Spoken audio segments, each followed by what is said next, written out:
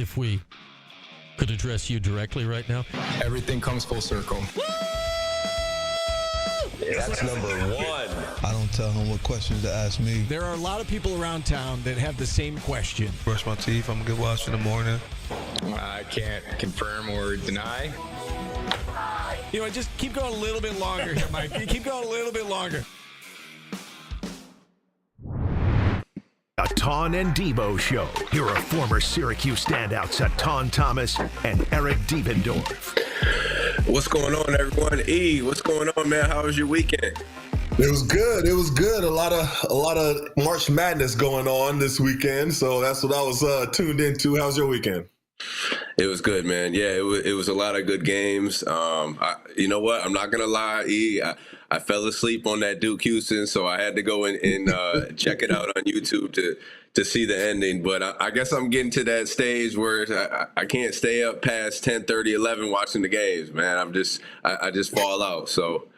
Hey, I'm not mad at you at all. I was almost about to go to sleep, because it looked like Duke kind of had it in the bag. I was like, all right, I don't want to see Duke going to, running all the Duke stuff. And I was like, wait a minute, and then it kind of kept my attention a little bit. And then I just saw everything shift for Houston. So no, it was a great game. I'm glad you got a chance to go back and watch it, but it was a fantastic game. Yeah, I mean, we got a lot of good stuff to talk about. Obviously, we'll talk about the portal signings that Cuse had. We'll break down a little bit of that Duke Houston game. Paige Becker, she just won the national championship at UConn. She scored over 3,000 points in her career. She's had an amazing career. So a lot of good things to talk about. But let's start with the Cuse. Let's start with these portal signings. That we had 4 good portal signings. We talked about. The first 2 that we had, William Kyle from UCLA, active big guy, rim protector, can run the floor. Defensively, he's mobile, he's active. And the second guy, Oregon State, Nate Kings, straight shooter, 6'5" on the wing, 44%. From three-point line last season. So they got him a sniper. But these next 2 guys, especially the one guy that we talking about, point guard. They need the point guard, Nathan George. I was able to cover him. Probably cover about 5-6 Georgia Tech games this year, and I was really impressed with him, man. He's a big guard. He's one of the best playmakers in the country. He's a good decision maker. And I think towards the end of the season, especially with Georgia Tech, they had a lot of injuries. So they needed him to step up in the scoring column and be more aggressive. And he really did that. I think he averaged almost 18 points, those last 10, 12 games, and still being able to be the playmaker that he is. So I think that was a huge get for Cuse. They needed a guy who was capable of getting the lane, make plays, get guys in their spots, get shooters in their position, and I think he fits the bill. And we talked about that off air about how Cuse wants to play. If they want to get up and down and play fast plays or fast pace, get back in that transition. And then he brought his teammate with him from last year, Ibrahim Soiree, a guy that's still raw, but again, we talked about it. He fits the bill for how Syracuse is trying to be. If they want to get up and down and play fast pace, defensively, you want to be able to switch on the pick and rolls and have bigs that can sit down and really guard. And I think he's a guy who could really do it. He's a lob threat. Offensively, he's still raw. He didn't shoot, particularly well from the free throw line last year. But those are all like fixes, right? Those are all getting in him, working on your mental, working on your shot, just being consistent with that. But I think the things that he brings to the table, being able to guard the pick and roll, right? A rim protector, a rim runner. I guess he's in the same mold as William Kyle. And, those are 2 good pickups in the front court, just guys who will help us defensively. And we were a terrible team defensively last year. But offensively, they're still capable around the rim. But I think how Syracuse is trying to build their team, a majority of their scoring is going to be from their guards, right? And then in front court, Donnie Freeman. So you got JJ, who's all ACC honorable mention. You put in a guy like Nate George, who's capable to score 20 or more. He's capable of having 10 assists or more in a game. I like what what these 4 guys bring to the table, and I think it's a good build from last season to this season, and hopefully they can continue to add maybe another shooter or a guy that can help in the scoring column. I mean, I think it's a great, pickup. And Nate George, didn't he lead the ACC in assists? I mean, and he showed that he's versatile enough to be able to turn it on when he wants to, or when he's needed to, as he did towards the end of the season when you mentioned all the injuries happened in Georgia Tech. I was impressed with him, and when you really see the level of player that he is, you see the comments from other schools that missed out on him. So I was looking at some of the comments from North Carolina schools, and they was hot. They was upset because they wanted to land him. So that just tells you the caliber of player that he is. And as far as the bigs, having two athletic bigs that can really, rim protect, that are can mobile, that can guard on the pick and roll, that could, you could throw lobs to, they can get out and run. It's going to be exciting, brand of basketball next year. So, the Syracuse fans, I don't know what everyone was kind of expecting to get out the portal, and of course you have mixed opinions sometimes, but I think they did well. You know what I mean? Got to give Alex Klein his credit. He did a good job. That's the new GM, and the pieces that they're putting together really should give Syracuse fans a lot of hope for next year. And I think he talked about being lob threats. Like both of these big are lob threats, and you got a guy who's really good at throwing lobs, and Nate George. And not only is he good at that, but he allows JJ to really go ahead and slide to that too, and really just focus on scoring the basketball, right? Attacking from the wing, get out in transition, drive and kick opportunities from George. George is really going to help Nate Kings out on the perimeter. When we see Kai and Anthony come in the game, a guy like Nate George, he settles everybody down. Like, I don't think people really understand how important it is to have a point guard who can really put his guys in situations. Like we saw it last year. I thought JJ did as good of a job as he could do, handling the ball at the one. But that's not his primary position, right? We seemed at times, he had trouble making decisions, turn the ball over, whatever it may be. Nate George is a guy, he knows when to go, right? He knows when to get his guys in position. He knows when to take it and put it on himself and go ahead and score the basketball. I mean, it's like having a good quarterback in football. If you can't, you can have the best receivers in the league. If you have a quarterback that can't get you the ball, it's not going to do you any good. Right. So to be able to have guys in positions where they could really be effective and score, Donnie Freeman in the front court, Nate George, he excels in pick and roll. Donnie's a guy who I'm sure he's working on his perimeter game this offseason. And now that sets up the pick and pop, or it sets up the pick and roll and hitting Donnie in the short roll where he can get it, make a decision, and attack from the free throw line. So just having Nate George in there, he's going to settle down everybody else. But I do think they need one more shooter, and it's funny because I just saw this recently, probably an hour ago, down at Dakota put something in the Syracuse.com that Lucas Taylor was available in the transfer portal. So I don't know if that's an idea. And he had, he had times last season where he had good games, right? He shot the ball well at times, and he was a good defender on the perimeter. So, I mean, E, what do you think? Is that another option for the Cuse to try to bring him back? And I would look somewhere else. I'm not saying, we couldn't bring him back, but I'm looking somewhere else first. I think it would be good to bring him back myself. I think he's familiar with the system. I think that he's somebody who can, he's shown that he can shoot, and that's what we need.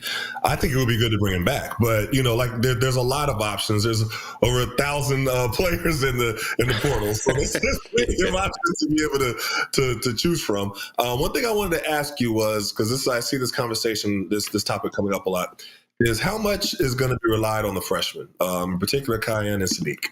What do you think they should be brought along slowly? You think they should be kind of thrown into the fire? They're both really talented players, but how should they bring them along? What are your thoughts? Well, I'm going back to Nate George. I think when you have a veteran point guard and you have a guy who's the leader of the team, he could settle those guys a little bit more. He's going to make it easier for, Cayenne to come in the game. And Cayenne doesn't have to worry about, working too hard for his shot, right? He could kind of float on the perimeter, and Nate George, he can collapse that defense and then Kyan really can just play off the closeouts. You know, if he has a wide open jump shot, shoot the ball. We know you can shoot the ball, and if he doesn't, you know, pump fake and get into the lane and create. He's a skilled guy. He's 6'6", 6'7". But yeah, you don't want to put too much pressure on a freshman coming in. And again, we know he's talented, but I think sometimes people, you know, it's Melo's son, but that's not Carmelo Anthony out there playing. Again, Carmelo Anthony was one of the greatest college basketball players of all time. One of the greatest basketball players of all time. He's going to be in the Hall of Fame in a little bit. So Kyan is skilled. He could play. But I think just having Nate George and kind of helping him come along, it's going to be, you know, much better for Kyan. And for Sadiq, I haven't really seen him play. I know he's super athletic. I know he's a guy in the front court who he brings a lot of versatility. I think right now defensively is really where he excels. You know, he could guard like 1 through 4. Right, mm-hmm. He's a guy who can move like that. He has a motor, another lob threat. Again, I want to see Q's get back to playing in transition. You know, breakaway dunks. You know, open 3-point shots in transition, playing at that pace. And then when you have to play in half court, you have the guy like Nate George who can get you in your sets and settle you down. But I'm on board with you. I think you want to just, you know, bring him along. I think Kyan will be the guy who will get more time. But again, I think Sadiq, you'll see some, you know, ESPN type plays from this kid, you know, coming down the lane, you know, trying to dunk on somebody, getting in transition, getting some breakaway dunks and alley-oops. But the key is, you know, I keep saying Nate George, but he's the key for this team now, man. He's a guy who's really settle everybody in their role. And I think now, you know, JJ just being that guy, go ahead. He scored 18 points a game, you know, really playing the 1 and the 2. You know, I think he's a guy who could score over 20 points a game, you know, this next season, especially just focusing on, you know, scoring the basketball and being at the 2. Do we need to get another backup point? Just in case. Just somebody that, you know what I mean? Just in case something happens, you know, whatever. Do you think we should get a backup point guard? Yeah. I mean, it doesn't necessarily have to be a guy who's like, he can only play the 1, but a guy who, you know, can come in and handle the ball, handle the pressure, and make decisions. Now, is that JJ? I mean, he can. We've seen that he's capable of it. I don't know. It's either a point guard or a shooter, you know, for me. But I think, I mean, I guess it could be both, right? It could be both. I don't know what the number is that we have, but I mean, does it have to be one or the other? I would think you would need a backup point and then a shooter. Yeah. I don't like JJ at the point. That's my personal opinion. I like him at his position that he feels more comfortable at, and I think he's more effective at the 2. So I think we should kind of keep him at the 2. I think we should have another point guard so he doesn't have to move over. But of course, it has to be a point guard that can step in and, you know, the drop off not be, you know, significant, because I think we're going to be playing at a very fast paced level, a very high level next year. So you want the right point guard, but I would like to keep JJ at the 2. My personal opinion. And I think yes. Man, bring a backup point guard in who could shoot and make plays, right? I guess there you get a shooter and a point guard all in one. But my whole thing is, I'm thinking Nate George is going to be playing 35 minutes a game. You know, if he's just in case something, you know, you always got to have a just in case. No, I agree. You know what? If we're looking at it from that standpoint, I want to bring in that point guard over a shooter. You know, just in case, you know, we need another guy to handle the ball and get people in position, you know, because now if I just have a shooter on the perimeter, well, all right, if I don't have anybody to get him the ball, then he's not really going to do much, you know, right. Unless he's a guy who's, you know, getting it on the defensive side of the ball and you know, creating turnovers and getting out in transition. But, yeah. I think we do need another backup point guard, a guy who could just, in case, right, and even a guy sometimes when, you know, JJ gets in foul trouble, you could have him and Nate George, you know, and they could kind of both be, you know, ball handlers and play off each other. I mean, if 2 really good decision makers in at the same time, that's not a bad thing right there. Now just kind of surround them with some shooters and an active big, which they have done. So, Right now, you know what? I'm giving Cuse a B plus, an A minus. I mean, this is how I'm looking at it. I've seen comments on Twitter and all that, and I just I posted yesterday when I saw Soiree get signed. I said, "Man, great pickup!" And then somebody tweeted me back like, "Great" with a question mark. He's a raw big who can't do anything offensively. And I'm like, so we're just looking at it totally different than you guys are looking at it, I guess, because he fits the bill for how Syracuse wants to play. Think about guys like Bai Musakeda. You know what I mean? He's a guy who you weren't going to throw him the ball down low to score, but he did everything on the floor that you needed him to do from that position. Defensively, he communicated. He got deflections. He was getting everybody in their spots. He could switch on pick and rolls. Like, that's what I mean. Like, that's the guy. The days are gone of throwing it down to a big guy and looking for him to get 20 or 25 points. That's just not how the game is anymore. You know, I mean, Eddie, and we see how it was this year. I think a lot of the time, that's who we counted on. We counted on Eddie Lampkin. Can he get us, 20 and 10? And we see how that worked out. I'd rather have a big guy who's time out.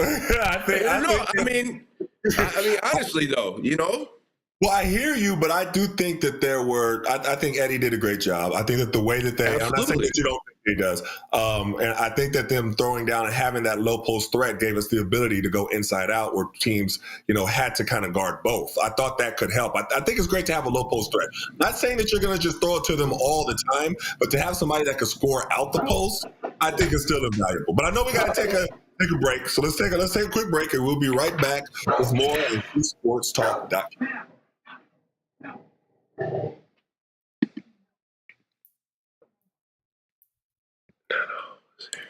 All right, sweet. Yeah, my bracket, I had Duke and Auburn winning, man. So I was completely wrong. Oh wow, that Master P's son is on Houston? Yeah. Oh, I didn't even know that. Yeah. Yeah, that's definitely into this Duke Houston because, man.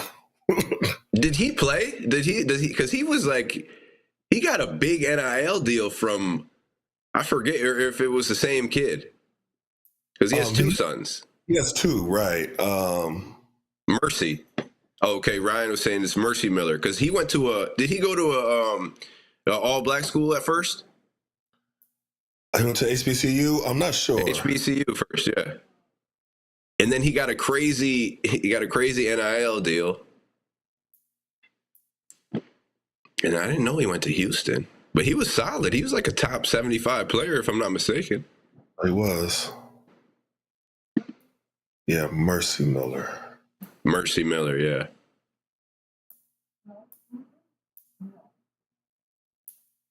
Stephon Marbury Jr. for a backup point guard. I haven't seen him play. I have not seen him either. Oh, he's in high school now? Where is he? This is what Ryan Mullen in the chat saying. Let's look it up real quick. Let me look up where he is.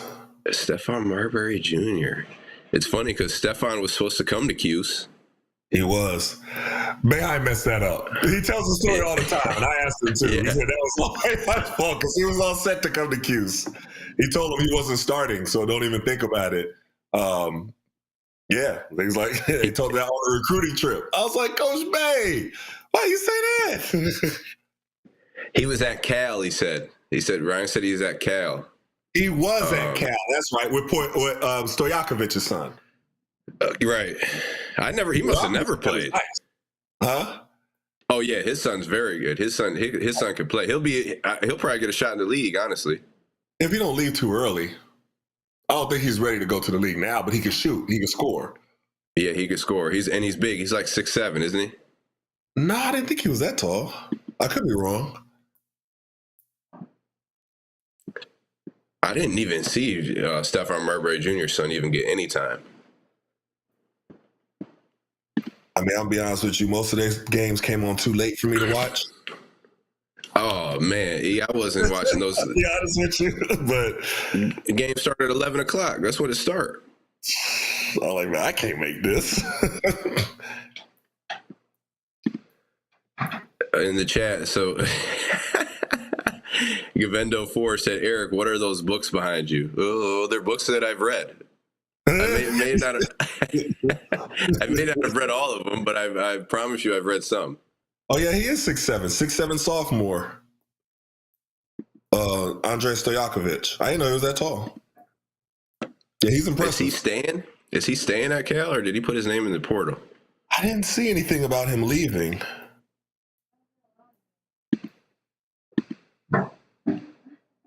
Yeah, I would have put my name in the portal if I'm him. And that'd be awesome if Cuse would get him. Ooh. Now that'd be it right there. All right, you good? That's a good A plus for your portal work. If you got him.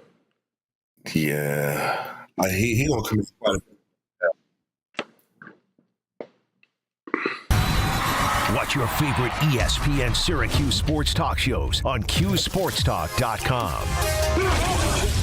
This is the Etan Devo Show. Here are former Syracuse standouts Etan Thomas and Eric Devendorf.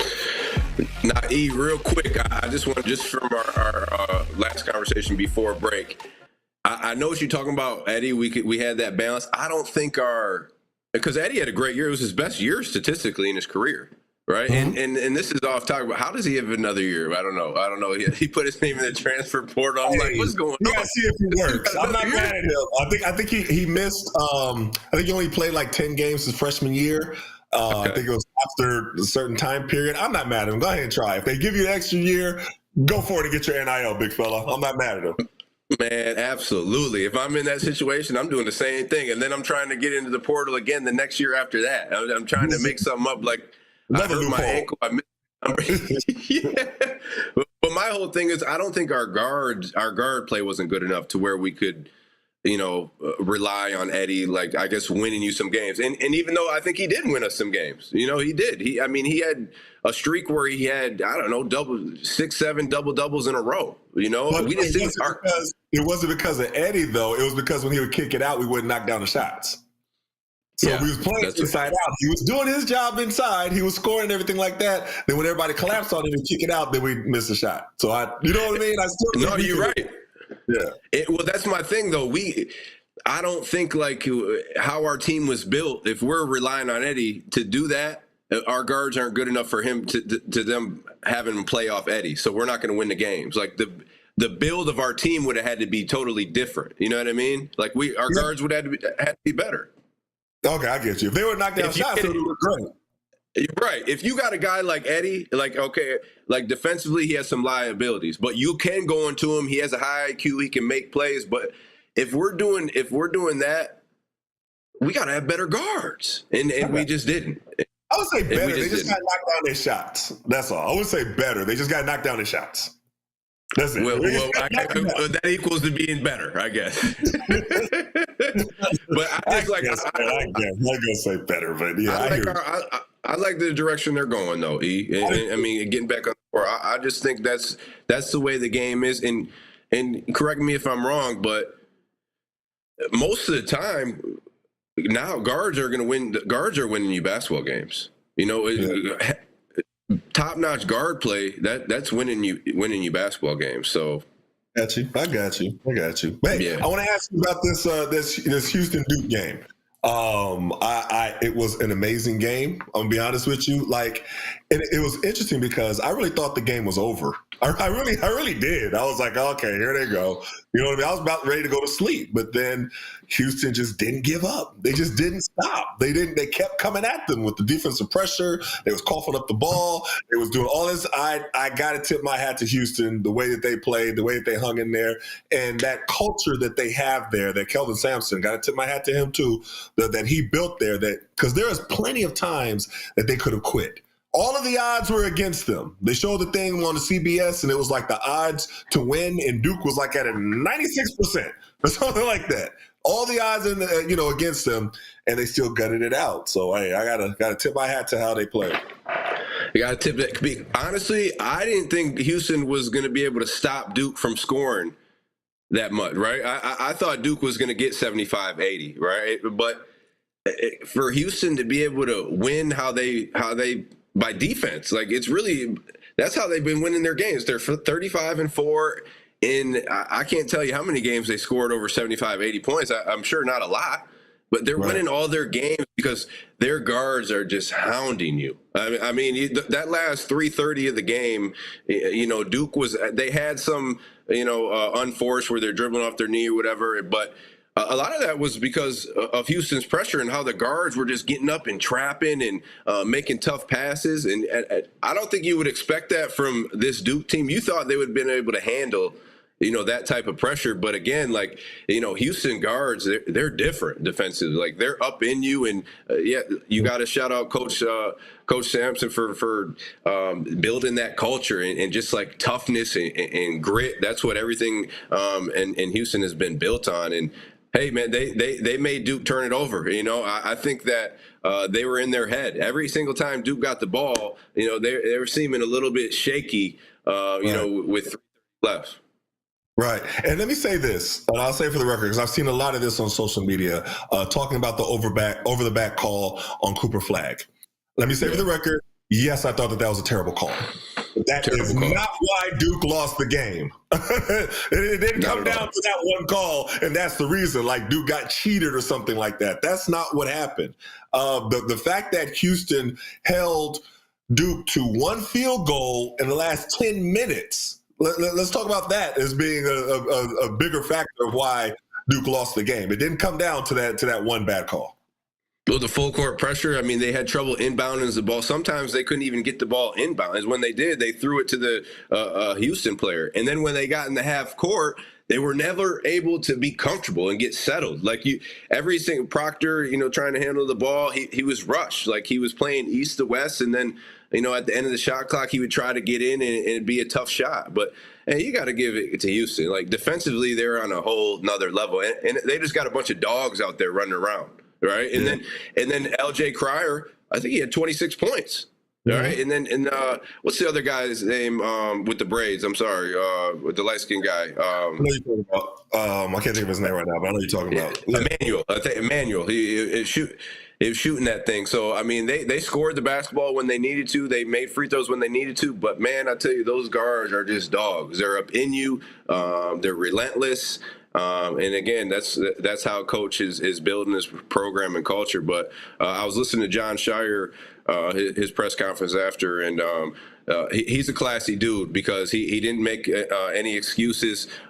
He gave all the credit to Houston and basically said, hey, they made plays and we didn't. It's Duke had a great season and they ended it on a heartbreaking loss. That's basically what he said. But he gave credit to Coach Sampson and Houston and just how they played and how they were able to execute and make free throws in the clutch. And again, they go into this Florida game. Florida's another team who's, man, they're running gun. They're scoring 80-plus points a game. And my mind tells me, like, man, there's no way Houston's going to be able to do it again and keep this team, under 70 points. But, hey, I'm telling you, like, just, when you roll that ball out there, these dudes are on the floor. They're in you. They're chest to chest. So I think it's going to be a hell of a game, tonight. Let me ask you this, because something else I was thinking about, and we'll talk about it quick before we have to go to break.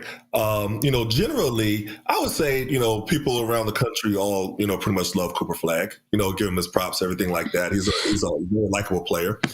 Why do you think that everybody hated Christian Laettner so much at Duke, but they don't really apply that to Cooper Flag? Now, maybe that's a little bit before your time, but for me personally, I was one of those people that hated Christian Laettner, 100%. Well, why did you hate him? So he was my teammate, right? So he came, when I first met him, and his locker was right next to mine with the Wizards. And the first thing I said to him, looking at him, I was like, you don't understand how much I grew up hating your guts. And he laughed. He was like, yeah, I kind of get that a lot. I was like, no, for real. Like I said, if I would ever meet Christian Laettner, the first thing I would do is punch him in the nose. Like, that's how much I hated you. And he was like one of the coolest dudes. I remember talking to my boys, and they're like, hey, how is it with all the guys with the Wizards? Like, who do you hang with? And I was like, you're not going to believe this. But Christian Laettner is the coolest dude on earth. And everybody was like, nah, here. This Leitner, but why did everybody just hate him so much? But they don't really. I don't feel that hate or any at all towards Cooper Flag whatsoever.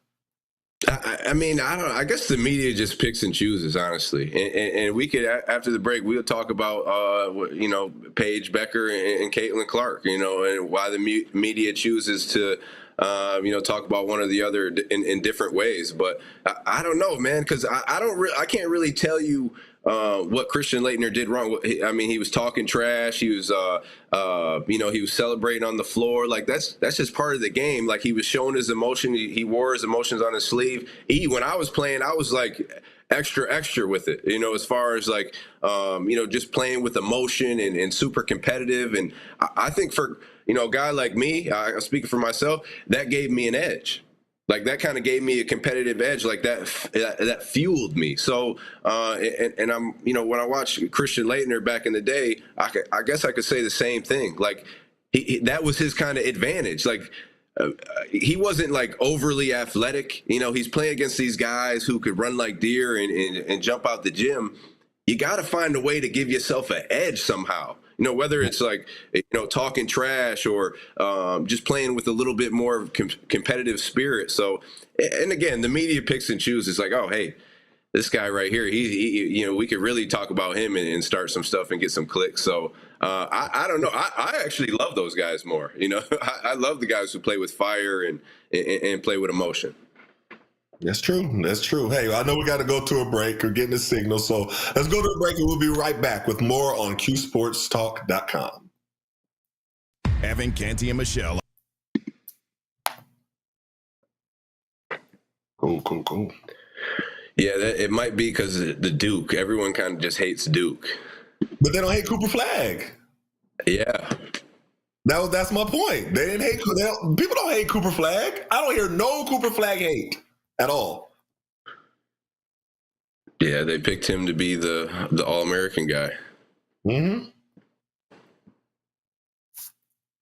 Now we could even talk about, is he Eddie going to open up? Somebody said Eddie going to open up a barbecue spot in each city he transferred to.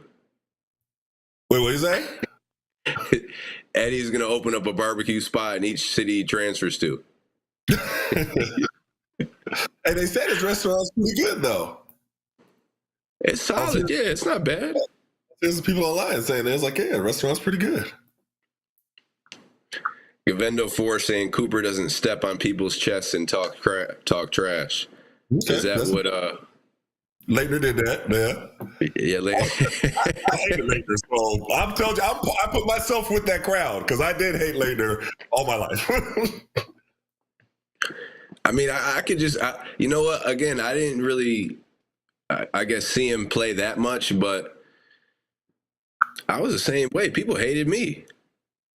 People hated me, and then when they meet me in person, they're like, "Man, I thought you were totally different." Well, no, I'm not going to be a hole outside of playing. I mean, that's just how I play. That's what's, you know what I mean? That's how I grew up playing, talking trash, and.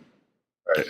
I don't know. People think that's the real you out there, E, when you're doing that. Like, oh, this guy must be a terrible person. Look how he carries himself playing. Yeah. I needed to play like that, E. I needed to. That was.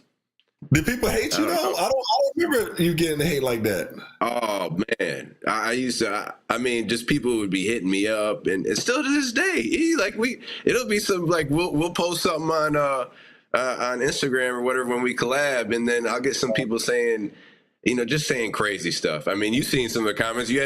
I'm sure you deleted some of them, right? Yeah, so yeah. It's like, man, these people are crazy, man. They don't know me from a grain of salt, but they're, they just got their opinion.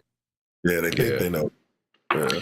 And that's true. No, Q's had Super Q's. I think that Q's fans always had love for me for the most part, no doubt. Yeah, it's the outside of the Q's. Yeah, I'm sure. Outside of Q's, and you're going to get your couple people in the Q's who are, just whatever, you know what I mean? But that's life, dude.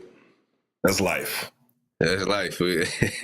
Whatever. It is what it is, Now, I think that was a good point that you made about the media. They pick who people are going to, villainize and then who they're not going to villainize. And that's the perfect example with them because, Cooper Flag, they didn't villainize him at all. Everybody loves him. Everybody loves Flag. You know what I mean? I don't hear no hate at all. And he, you've seen he's talked trash. I mean, I've seen it. He talks trash quite a bit. That's the game, though. That's the game. Like when I hear people, why don't do? Man, that's the game of basketball, of sport. Like you're gonna do that. It's. I agree. He played with the all-time trash talker MJ all time. What you mean? Yeah, but it all depends. I mean, I think let's stick with this topic of the media and how they villainize because I think that does play a big role on everything. Like what you said, I do. I mean, I think that's a good topic, and it goes into the Caitlyn Clark. It goes in even to the Fab Five when they were talking trash and they villainized them. And then I think some people take it and run with it too. Like some people, you know what I mean? They're like, well, shoot, let's build this brand. You know what I mean? However, which way you're gonna do it because. You talk about Angel Reese. Hey, look, she's got clicks from it. Regardless of if she wants to be viewed like that or not, it's helped her out in other areas. Yeah, but there's also the Etan Devo Show. Here are former Syracuse standouts Etan Thomas and Eric Devendorf. Hey, let's stick on that topic that we were just talking about. We were talking about Christian Laettner being villainized by the media. But let's go, we talked about, or we mentioned earlier, Paige Becker winning the national championship at UConn and kind of the difference between her and Caitlyn Clark, how they're viewed or how they're, I guess Paige Becker may be villainized and Caitlyn Clark was glorified, I guess. You know what I mean? And you go back to when Angel Reese was villainized and Caitlyn Clark was glorified. So, yeah, what is it? I mean, is it like what you're talking about? Does the media just pick and choose, or is it something that they did? I mean, what's the deal? Well, it's interesting you say that because I definitely think the media picks and chooses. I mean, you're going back to Caitlyn Clark and Angel Reese playing against each other, and you remember the game. So everybody remembers the image of Angel Reese doing like this in Caitlyn Clark's face after they won, right? Villainized. She's terrible. She's unsportsmanlike. All this different stuff, right? Well, the game before that, Caitlyn Clark did the same thing, and they even made a commercial about it. Like it was okay then. So it's like, well, wait a minute, why is it okay for one but not okay for the other? So I wrote this article about 2 weeks ago, and I asked why Paige Beckers didn't get all of the fanfare and all of the adoration and everything like that Caitlyn Clark received. And, a lot of people, I didn't really expect this article to do as well as it did, but it just kind of exploded. And it's interesting because for a while, a lot of people were denying this fact that no, that doesn't happen. Paige gets all kind of a credit and everything like that. So the numbers just came out from the finals, right? And you could clearly see in the numbers that there was a big drop off. I think I sent it to you before. Yeah. So the numbers here, I have them right here. 2024 Final Four was 14.2 million viewers, right? So yesterday, 2025, it was 4.1 million viewers. That's a big difference. So not only were people not really, giving the adoration and the love and everything like that to Paige that they gave to Caitlyn, they weren't even watching. They didn't even tune in. You know what I mean? So yes, there obviously is a difference. So I'm gonna ask you, what do you think is the reason for that difference?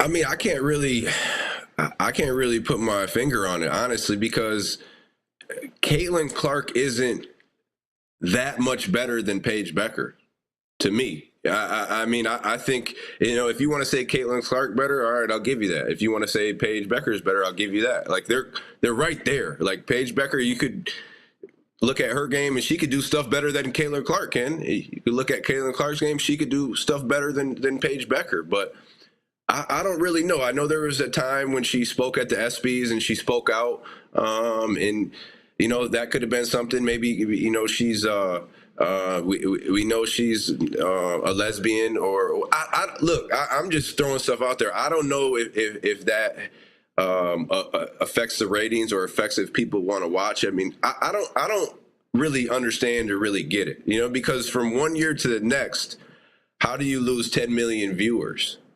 I mean, again, it was Iowa basketball team as a whole really wasn't that good. I mean, I think Caitlyn Clark really carried them. Yes, they had pieces, but UConn's really good.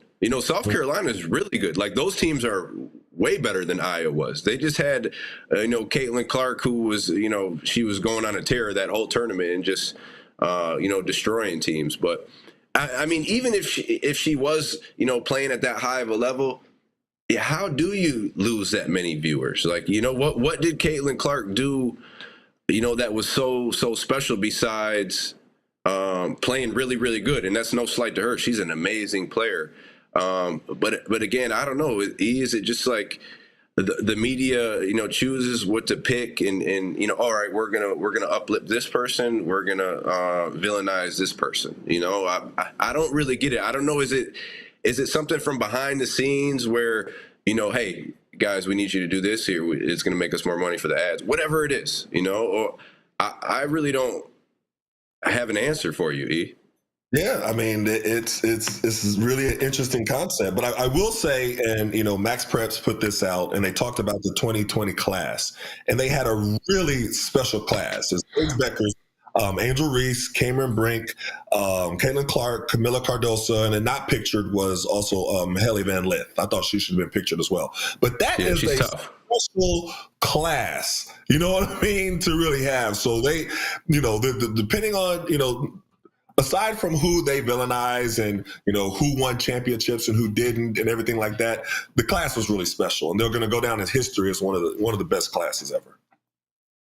Yeah, absolutely. But again, I don't know. It's kind of confusing to me sometimes. And then I saw in the chat, Tom said, when they see UConn and South Carolina, people just think, oh, it's just, more of the same. Those are the two teams who are supposed to be there. So maybe when Iowa made their run, it was a little bit different. People were excited, like, who is this team? Who is this girl? We want to watch. So I think that could have definitely had something to do with it, where more people wanted to watch and see who this girl was. And because people were watching who never watched women's basketball ever. They weren't even, they really didn't even care anything about it. They just want to see Caitlyn Clark shoot the basketball, so. But also there's that other demographic that was there for the wrong reasons. And no question. And that's the part where I think that when I wrote my article, a lot of people didn't want to admit that demographic exists. And that was the demographic that was there once Angel Reese was villainized. I mean, even when you bring up Angel Reese's name now, you see that demographic come back to just hatred towards her. And I'm like, dang, y'all still hate her that way? So after she beat Caitlyn Clark, everything became racialized. It's like, and they were used as these racial instruments to try to uphold. And you saw one demographic really pushing Caitlyn Clark, but it was like, there was a racial undertone there.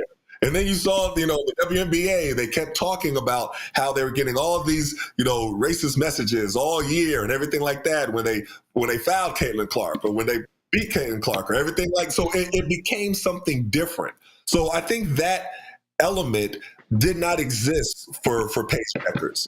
And so I think that, but is that a $10 million viewers difference? I would hope that it wasn't that, but it's a big drop off. So I think Supercat had a good in the chat. He had a good comment. The rivalry between those players, it generated a lot of drama, right? Look, we all know negativity sometimes generates more views.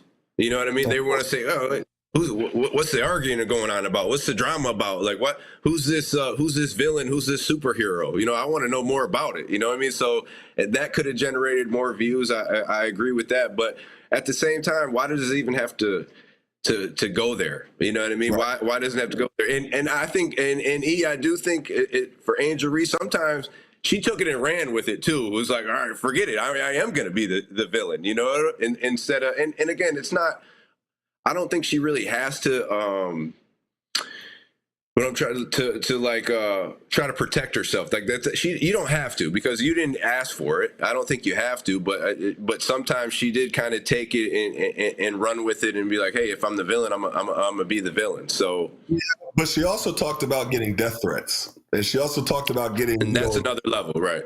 Right. So it wasn't, all welcomed. There was a lot of, I remember one time seeing her on the stand and she broke down and she was like, yeah, y'all don't understand what I go through.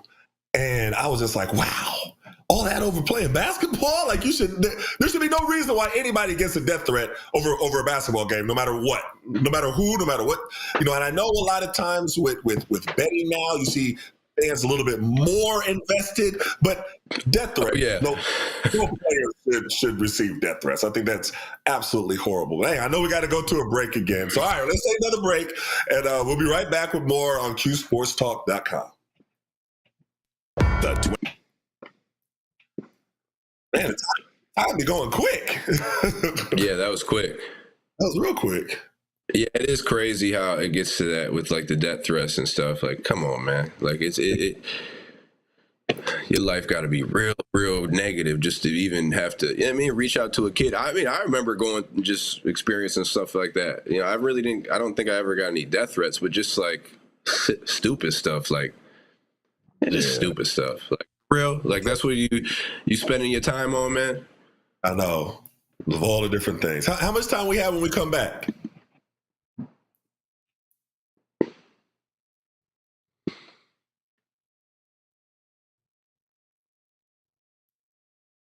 Okay, cool.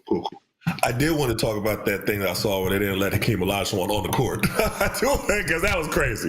It's Hakeem Olajuwon. Yes, I do want to touch on that. I saw that. We could probably just end it with that for real. Come on, man. Yeah. He was looking confused up there, like what? He's like, "Are you serious? You're not gonna let me on the court?" I mean, that's an instance where you're taking your job way too serious, dude. He was like this. He was like, yeah, hold on. Let me. No, my supervisor said, man, go ahead, man. Supervisor, it's Hakeem Olajuwon. Exactly. Whatever. You know what I'm saying? Like that's. Yeah. If I was, where was Kelvin Sampson? Obviously, he wasn't even thinking about that. He just won a big game, but. That's man, if I was Hakeem, I'd have been like, hold on, excuse me. Right. He's not even that type of guy, though. He's not, though. He is so peaceful and so everything like that. I saw Mad Max, Vernon Maxwell. He's hilarious. He's a different type of cat. Oh, my gosh. Have you ever met him? I haven't. I just saw him on the, what is it, All the Smoke? All the Smoke, yeah. But have you ever met him, though? Like, never. Oh, my God. The way that he is exactly how his person. He's hilarious. But yeah, no. If they would have stopped him, it would have been a whole different interaction. I bet. A whole different interaction if they would have stopped Mad Max. I bet. I mean, just from listening to him on the podcast, he got that scratchy voice. He still want issues. He still he wanted to smoke. It's all different. And I kind of want to, if you're comfortable with it, I kind of want to ask you about this Jason Whitlock take from this thing. Because the thing is, I wouldn't even talk about it, but I saw it got like 5,000 likes. I was like, 5,000 people agree with this? It was just him saying it, and then nobody was like, nah, dismissed it. But it got 5,000 likes, over 1,000 retweets. So yeah, he's a clown. People that think like this, man. He's a clown to me. Oh, 100%. He's a clown for real. He doesn't even have anything positive ever to say. It's always something where he's trying to stir the pot. Yeah, like just. And I get if you got to touch on something, yeah, but you always stirring the pot. Like that's every single post you got. It's a stir in the pot. That's what he does. But that's what he does. You know what I mean? Somebody, Yeah, people who want to run with that. 1,000 retweets for that? Wow. Yeah, my man wasn't calling that foul because it was a racial thing. That's not what it was, man. He missed the call. He made a back call. How could you think to go there with it, though? Yeah. No, you know about that. And the crazy thing is people were trying to hit me with that, like, oh, why would you even bring race into it with Holly Rowe? That was from my perspective, in my opinion, what she said. I was like, look, the wording was off. But the wording, she said BET Awards. It was just off. Maybe she meant different. I'm sure she did. You just had to kind of word it differently then. You just had to say it differently. This is what she said. What you say? 10 seconds, you said. Oh, we just talking. That's cool. I'll leave it. 107 and 100.1. Watch live on QSportsTalk.com. This is the Etan Devo Show. Here are former Syracuse standouts Etan Thomas and Eric Devendorf.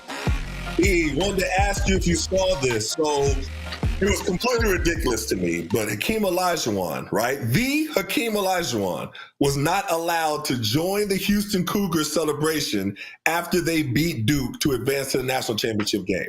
And if you watch it, he's like being stopped by the security. And they're like, no, you cannot go here. And I'm like, wait a minute, this is Hakeem Olajuwon. He's looking all confused. And there was a guy that was there, I guess, from Houston trying to help him, trying to vouch for him. Like, no, this is Hakeem Olajuwon. And the security guy was like, no, I don't care. You cannot go on. I'm like, Hakeem Olajuwon, like he should have the key to the city. This is Hakeem Olajuwon, 5 Slamma Jamma Hakeem Olajuwon. You know what I mean? Two NBA championships, Hakeem Olajuwon. How do you not let him go and celebrate at this moment with the Houston Cougars? Please explain that to me. 50 all-time greatest, right? Top 50 all-time NBA. Like people reaching out to him right now to work on their footwork and their post moves. LeBron James, one of the best players of all time, reached. So I mean, this is a instance of when taking your job too serious goes wrong. Right? I mean, like, my man, like, all you had to do was let him through, and he was going to stand up there and just celebrate with coaching the team.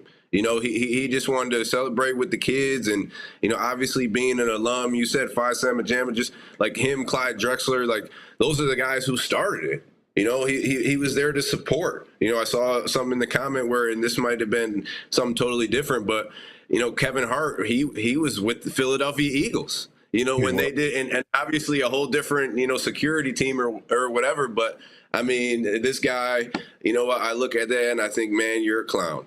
You know what I mean? You're a little bit of you got a little bit of clown in you. You know what I mean? Just let my man up. He's one of the greatest of all time. You know who he is. If you don't, my guy right there told you who he was. Who were you talking to in the earpiece that was saying something else? No, you can't let him in. You can't let him in. Man, you were faking it. First of all, nobody was even in the earpiece. You weren't even saying like that. That was like now you got people talking about it. Maybe that was what you wanted, you know. Yeah. But it's ridiculous, man. Like, especially if he's on the court, like he's right there. Like, so even for him to be right there, obviously he has some type of credibility to just be there already. Right. So all he was wanting to do was go. I don't know, man. It's a lot of weird stuff that goes on, you know. And I don't know if it was for attention or what, but that was weird. Let me ask you something else. There's this other story, and I don't even like to bring Jason Whitlock's name into it, but you know, we saw the Cooper flag foul over the back that was called. Everybody looked at it and said, "Oh, that's a terrible call." Everybody agrees, but he takes it a different place, and I'll just read what he said. He said, here's the intended consequence of diversity, equity, inclusion. Typical bad call by a ref. I see it. Chalk it up to bad officiating. Because of DEI and constant race focus, I see it and wonder about the black ref who made the bogus call on the white kid. I was like, how did your mind go there? Jason Whitlock, and I know he likes to play a certain demographic, and that's like his shtick. That's what he does. But I'm like, come on, man, you ain't got to do that all the time, man. No, he's a clown. I mean, that wasn't like that had nothing. He missed a call. Like, it was a bad call. I mean, I think at that particular moment in time, my man was like, oh man, I'm gonna call this foul on the white kid. No, that wasn't it. And again, we try to. Honestly, like, we try to get away from division in race when it comes to sports. If anything, it brings us together. You know what I mean? Sports, like with black, white, brown, whatever it is, sports brings us together. So like when you see somebody specifically trying to like divide people, and especially in sports, it's a clown move. And that was something like for clicks. You know, my man, that wasn't the reasoning at all. I mean, you can't tell me that's what was going on in that referee's mind. With everything going on in the game at that time, he had the moment to stop and think about that. No, he made a bad call. Yeah, but the thing that bothers me with that is over 5,000 people liked it when I looked at it, and over 1,000 people retweeted it. So his demographic that he does this to, that somebody is agreeing with this. As ridiculous as it is, somebody's agreeing with this. But it's terrible. But yeah, I'm looking. Quick question for you: who do you pick in the championship game? You got Houston or Florida? Oh man, I'm an offensive guy. I didn't like playing defense a lot, man. I did, So I always and I don't know if people know this, but my second team was Florida that I was going to go to. I was going to commit to Florida, so I want to say Florida, just how they, offensively. I don't see Houston be able to do it again. But then I'm like, man, they got a bunch of dogs out there on the floor. I'm picking Florida, man. I'm picking Florida. I'm picking Florida, man. It'll be a great game, and we'll see. We'll see. But hey, that's all we have time for today. Great show as always. You'll see us next week on Q Sports Talk. Thanks.